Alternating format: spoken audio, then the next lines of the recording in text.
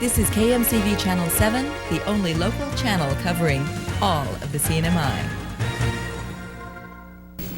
KMCV News is coming up, and here's a quick look at what you'll see. The Rota S&M Golf Course Hotel is caught in the middle of another family dispute there. The family of Juan Mendiola says the course sits on their land. The CRM office is inviting islanders to take coral from the dock area. The land will be dredged, and this will save some coral from certain death. And the pressure is on the owners of the Tinian ranch to clean up an illegal pesticide dump. Those stories and more next on KMCV News. Stay with us.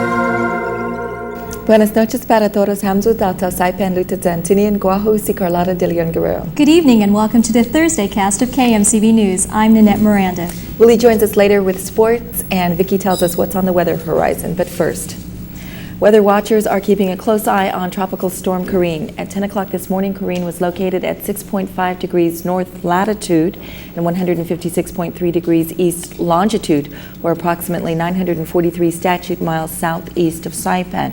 Tropical Storm Karine is moving north-northwest at 6 miles per hour, and we'll have more on Tropical Storm Karine later in the newscast. And rough weather is on the horizon for Rota's S&M Corporation. Already enmeshed in land disputes with two families, a third has now entered the picture. The future of tourism on Rota depends a great deal on how the developers of the S&M Golf Resort Hotel will be able to ride out this latest storm. The largest development project on Rota has hit another stumbling block. S&M Corporation is building an 18-hole golf course with a 210-room hotel on it. One major obstacle, according to S&M Vice President Victor Hokuk, has been working with MPLC to move two families off the land who claim ownership to 2.5 hectares each. Now the family of Juan Mendiola is claiming that they own the nearby swimming hole, a major tourist attraction, and an undetermined amount of land that's being developed by S&M. Attorney Tim Bellis represents the family.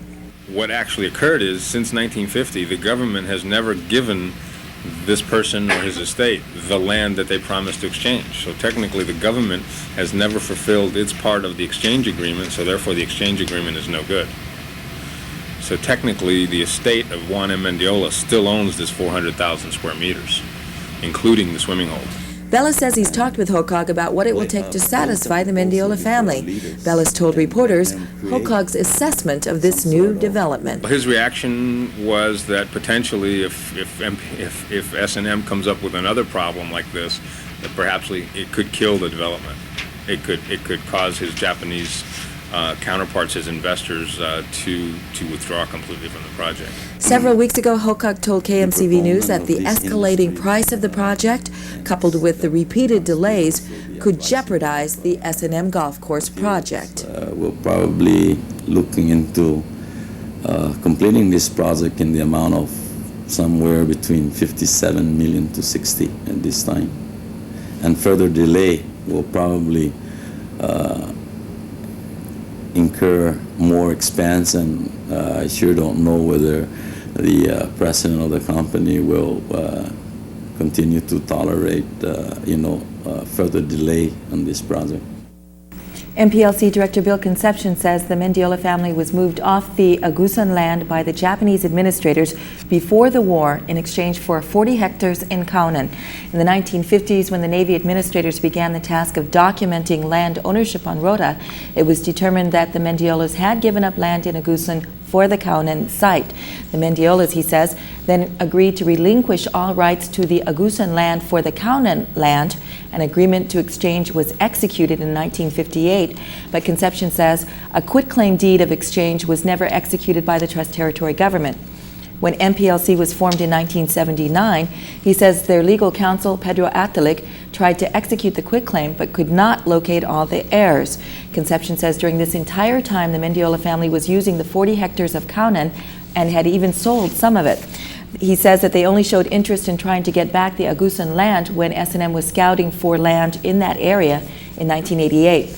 Concepcion says in 1990, MPLC told the daughter of Juan Mendiola, Cristancia Mendiola Fleming, that if the family relinquishes their holdings in Kaunan, he would exchange it for another 40 hectares of Agusan land, lot 417R01. Concepcion says the family appointed their grandson, Roman Manglonia, as a state administrator, and Roman Manglonia then visited MPLC with his brother-in-law, Lieutenant Governor Benjamin Manglonia. Roman Manglonia said the family was receptive to the offer, but wanted included in that offer the beachfront stretching from the swimming hole northward for half a mile.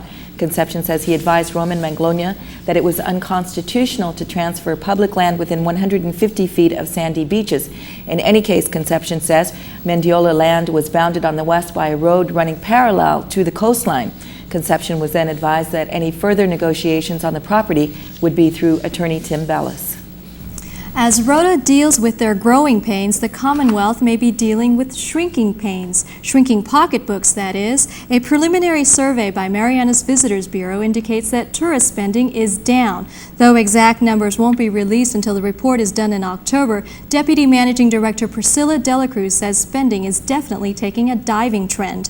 In 1988, the last year the survey was done, tourists were typically spending almost $300 a day for their hotels, meals, and entertainment, and staying at least an average of 3.5 days. With tourism as the #1 industry in the Commonwealth, less spending means bad news for the Commonwealth's already struggling economy. But some good news in the midst of the gloomy numbers is the Club Med 2 that will be docking here every week, perhaps giving the NMI a glimmer of hope.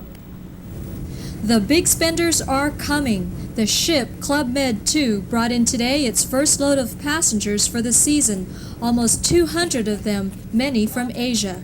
And more of them will be coming weekly for the next 4 months. We believe it's got great potential.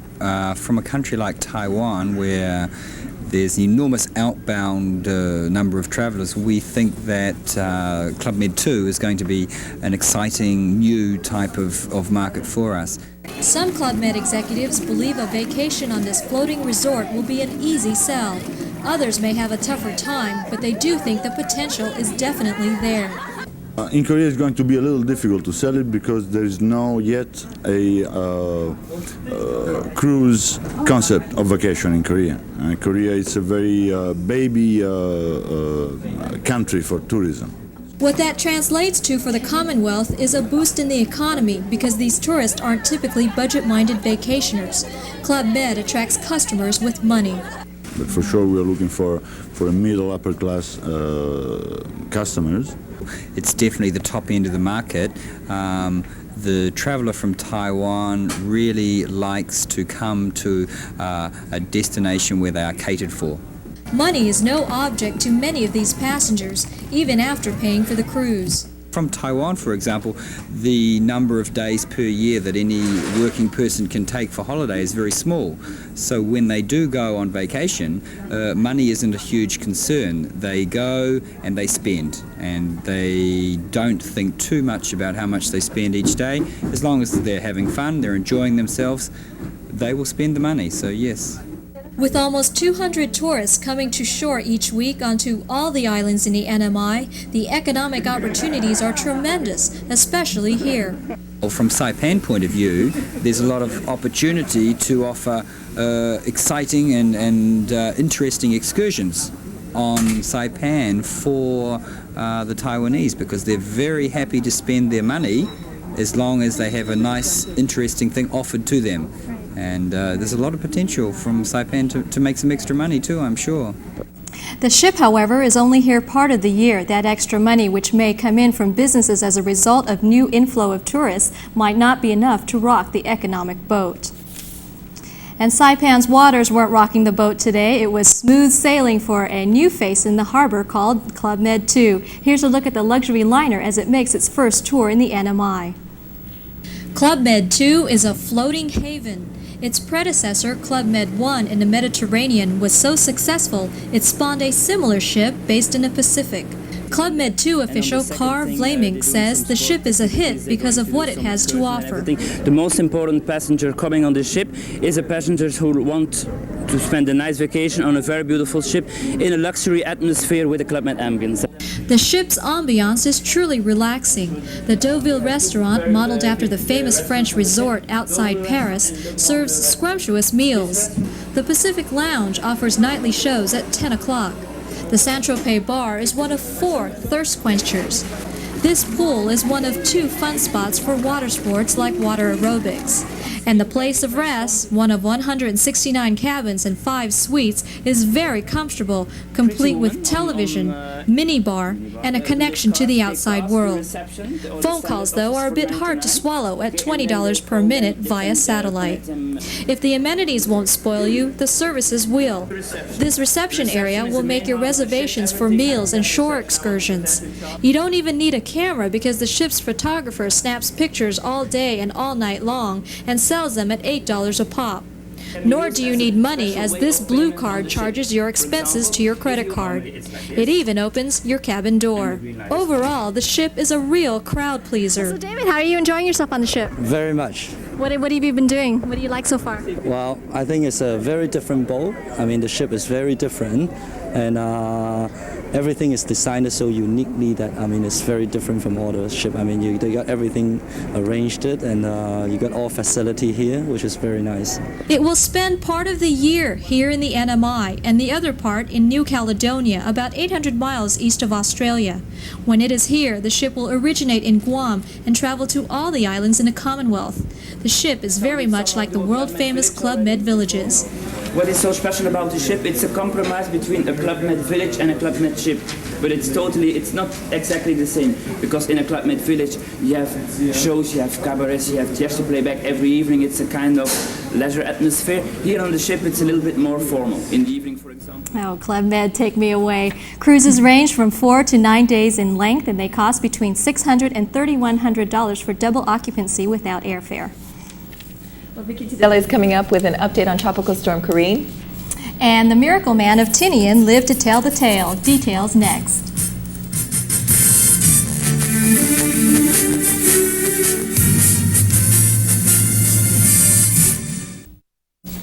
Ramon's son Nicholas Borja is fortunate to be alive. The Tinian man passed out 9 days ago while free diving in 45 feet of water. His friend and nephew Edwin Mendiola Cabrera came to his rescue. Mina de la Cruz went to Tinian today to talk to the 2 men about their experience, and here's that story. Ramon's and Nicholas Borja thought that June 8th would be like any other day spent underwater spear fishing. Borja and his nephew, Edwin Mendiola Cabrera, went out with Captain Tom Mendiola in the 18-foot fishing boat, the Elias. The men dove 3 times off the south side of Goat Island. They got back into their boat and went to the north side of the island, ate lunch in the boat, and then entered the water. Cabrera explains what happened shortly after they entered the water again. All I saw is, my uncle's going down to the bottom of the ocean, try to spear the fish, and I just saw him collapse, just went all the way down to the bottom.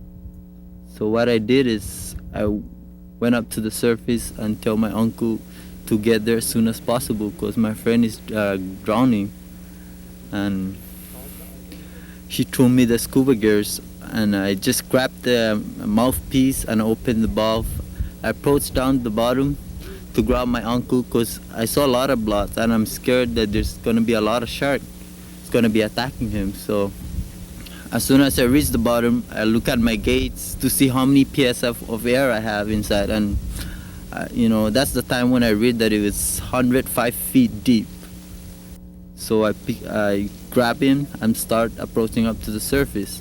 As soon as I reach the surface, I tell my uncle to hold him. So I get up, I throw my scuba gears inside the boat, and I help him up, help my uncle up to bring him up to the boat. And then he started the boat, and that's the time I start doing the CPR. Even though I'm not registered, but I just never quit. I keep trying. Despite the tragic circumstances, Ramon Borja is alive today. And this is what he has to say. When we get to the island, Goat Island, for fishing, first we get down diving for a while, everything okay. Then later on, we eat a little bit and then we get down again. And I got passed out, collapsed like that. Borja thanks the doctors at the hospital who worked on him for 5 days. The father of 4 also thanks the captain of the boat, Tom Mendiola, for helping him, and especially Edwin Cabrera. I really thanks to him. Without him, I think I'm not going to be here right now, standing talking to you guys. Without Edwin, I'm going to be, maybe I'm dead right now. So I think he's the guy who really helped my life. In Tinian, Nina de la Cruz reporting for KMCV News. What a great story. Cabrera and Borja explained it even further in Chamorro, and that story will air on Asunto 7 tomorrow night. The clock is ticking on the time allowed the Micronesian Development Corporation to clean up an illegal pesticide dump found on their Tinian ranch. Tinian officials say the cleanup is crucial to ensure the safety of the island's water supply. The Micronesian Development Corporation has been raising cows on Tinian for 25 years now, and their lease on the property continues until 2014. Lots of chemicals are needed in the maintenance of a ranch. In the years since the start of the ranch, many of the chemicals and pesticides used have now been determined to be health hazards and have since been outlawed. A number of the illegal pesticides were found to have been disposed of years ago on the MDC Tinian Ranch. Samples were taken recently and studied, and Mike Cody of the Tinian Mayor's office says the time has come for MDC officials to clean up the damage. It came back in a report that I received from the Department of Environmental Quality said that there's about 7 different pesticides, 5 of which have already been banned in the United States. And so they are asking MDC, the lease owners or the leaseholders here, to clean it up as soon as possible because it can be very dangerous. Apparently, the danger is not so much in being exposed for humans or cattle because the area has been roped off and there's no cattle around. However, it can seep into the groundwater and contaminate our only source of potable water here on Tinian. Ambrosio Azuzu represents the Division of Environmental Quality Office on Tinian. He says the MDC could be hit with expensive fines if they don't meet their scheduled commitments to clean up the site.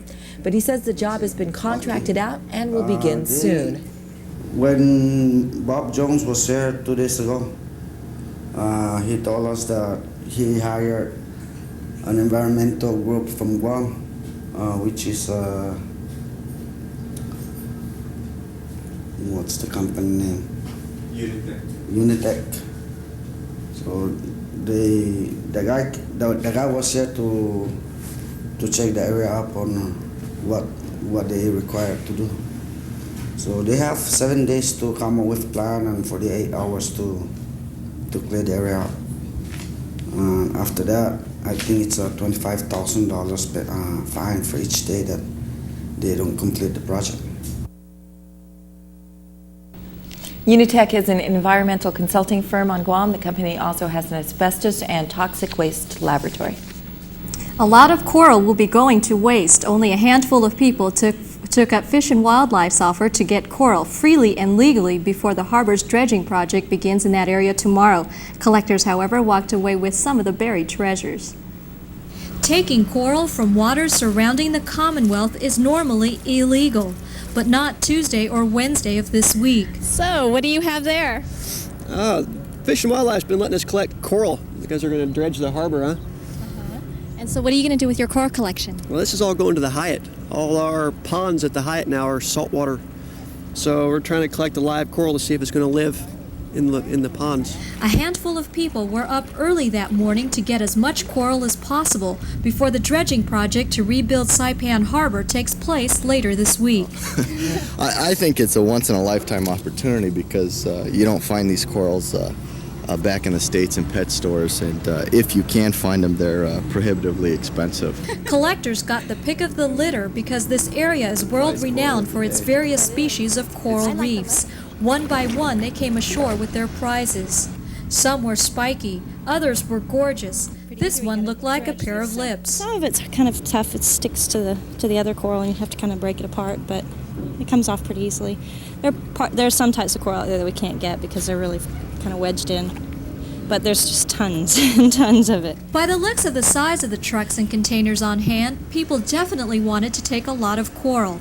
Fish and Wildlife didn't place any limits on how much they can take, but there was one stipulation. I prefer the people that are out here to collect corals to use gloves, because some of the corals are, when you touch the coral, especially the fire coral, it stinks when you touch the corals.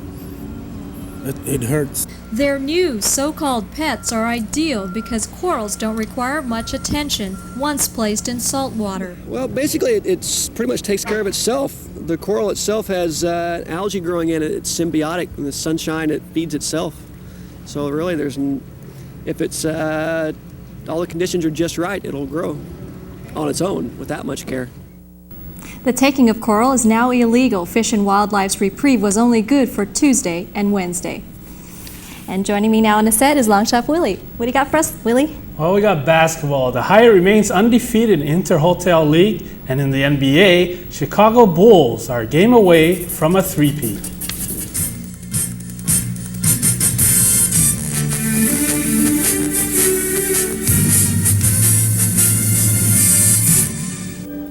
It was the first home court victory in the NBA Finals, and Michael Jordan had scored past the half-century mark. The Suns could have tied it in the final seconds, but KJ had the butterfingers. Here's the action in Chicago. Game 4, and the Bulls were on a mission. Scottie Pippen makes this drive to give Chicago a 5-point lead in the first quarter. The Suns kept pace, but Mr. Pippen was hot as the supporting cast as he slam dunks this fast break to end the first quarter 31-27. In the second quarter, Dan Marley of the Suns grabs the offensive rebound for an easy basket. Michael Jordan was hot in the first half as he makes the slam dunk for a total of 33 points and ends the first half 61-58. Charles Barkley came out in the second half and gets the pass under the basket to cut the lead to 1. But the Bulls started to pull away again, increasing the lead to 11 points with MJ making the outside jumper. The Suns started to rally, cutting the lead to 2 points with the shot as Barkley gets the pass from Kevin for an easy 2. With a chance to tie it up, Danny Ainge passes to Kevin Johnson, who fumbles it. Michael Jordan then makes this basket for a 3-point play in the final seconds to win it 111-105. I think we learned from the game the other night. I know we had a dog fight. We had our chances to win, but we knew we didn't play extremely well. We knew we could play better basketball. Today we still had some lapses in the 48-minute game, but you know we struggled down the stretch, but we did what we had to do to win both. When I talked to you this afternoon, I have never seen you more determined than you were before this game tonight. Well, I was very disappointed with the way I played last game. You know, I had a lot of chances to win the ball game, and I didn't really converge on it. So I wanted to, do my part this game and hopefully give ourselves a chance to win the game. Did you worry at any time that maybe the other guys weren't getting involved in the offense? Yeah, I was a little nervous, at the beginning of the game because I was getting some easy shots, I was getting some penetration, some layups, and I didn't know how the guys were going to stay within the game. But I think they did a good job. I think we did a good job of keeping them involved. One of the things, it looked like one of your strategies was to get to the hoop more. Well, we didn't get many fouls last game, and I said, I'm going to get some fouls. If I don't get fouls, I'm going to get some easy layups, so I had to go to the hole. It was another fun-filled game in the Inter-Hotel League, and teams are starting to show which players are dominant in action. In the second game, the matchup was between Hyatt and Marianas Resort. The Hyatt led through the first half, garnering a 7-point lead by halftime. Marianas Resort started to hit their shots in the second half to cut the lead to 3 points with 4 minutes left in the game. But by then, Marianas Resort was in team penalty, and Hyatt was able to get bonus points at the free throw line. The Hyatt team is still undefeated with a final score 62-55. After the game, we talked to Robert Lauren, coach of the Hyatt team, on their strategy in the final minutes of the game. Well, I told my guys to use the time, play the clock, consume the 25 seconds, because we still have about 7 points margin, and that's still a big margin. So I told them to play the ball, just play the clock, 25 seconds, and that's it. When you only had a 3-point lead, what were you telling your teams then when they were coming back on their rally there? Okay, both teams were in penalty, so I told them, push the ball, go inside, take foul bait, and make sure to make those free shots. Yeah, I noticed number 14, I guess he followed your instructions. Yeah. He drove all the time and he was on the line quite a few Yeah, times. and then, of course, I told him, go for the basket, and then someone will be inside and just do a drop pass and makes an easy point. What's your record now? Well, two wins, and so far, our first 2 games, we won first 2 games. Okay, so you're tied. And that ends the Miller Sports Page. I'm Long Shao. Willie, don't go away. Vicky will be back with an update on Tropical Storm Cory. Hafa day and welcome back. The nightmare of no rain, dusty roads, and constant fires may come to an end. We just received an update on the storm as of 1 o'clock this afternoon. Tropical Storm Cory was located at about 915 statute miles just southeast of Saipan, or 135 statute miles just west of Ponape. As Carlotta mentioned at the top of our news this evening, Tropical Storm Cory is moving north-northwest at 6 miles per hour, and maximum sustained winds are estimated to be 40 miles per hour, gusting up to 50 miles per hour. The forecast within the next 12 hours indicated that Tropical Storm Cory will slowly intensify its movement, heading north-northwest at only 3 miles per hour. Let's move now to our forecast for this evening. For tonight, expect partly cloudy skies with isolated light showers, winds east-southeasterly at 5 to 10 miles per hour, gusting up to 20 miles per hour, and the low temperature for this evening in the mid-70s. Seas tonight will be slight to moderate, 2 to 4 feet. Surf conditions 3 to 5 feet on northern clockwise through southeastern beaches, and reefs and 1 to 3 feet elsewhere. Our tide table indicates 2 sets of high and low tide. The first tide will take place up at 7:08 this evening with a high of 2.1 feet, and the tide will drop to a low of 1.5 feet just hours later at 11:56. The second set will occur early tomorrow morning at 5:09 with a high of 2.3 feet, and expect a low of 0.2 of a foot at 33 minutes after 12 noon tomorrow. The sun will set at 6:49 this evening, and sunrise tomorrow morning will be as early as 5:54. And for tomorrow's forecast, expect mostly sunny skies with isolated showers, winds east-southeasterly at 10 to 15 miles per hour, gusting up to 25 miles per hour, and the high temperature in the near 90s. And that's all the time we have for tonight, but just a reminder to stay tuned to our Flipper Channel 3 for latest updates on Tropical Storm Cory. Thank you, Vicki. Our company joins me in thanking you for spending part of your evening with us. It is much appreciated. See you again tomorrow night. Good night. Good night. Adios.